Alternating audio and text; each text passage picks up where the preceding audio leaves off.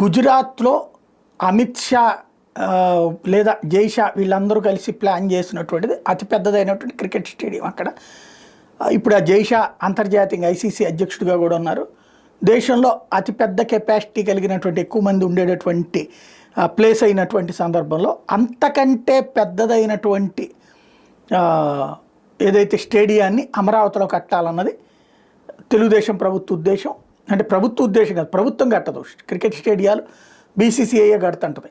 ఇప్పుడు ప్రస్తుతం ఆంధ్రప్రదేశ్ క్రికెట్ అసోసియేషన్కి సంబంధించిన అధ్యక్షుడిగా కేసినేని చిన్ని ఉన్న నేపథ్యంలో తన కోరిక మాత్రం దేశంలోనే అతిపెద్దది అమరావతిలో కడితే గుజరాత్ దాన్ని కూడా డామినేట్ చేయాలన్నటువంటి కాన్సెప్ట్. దానికి జైషా ఒప్పుకున్నారని ఆయన చెప్తున్నారు.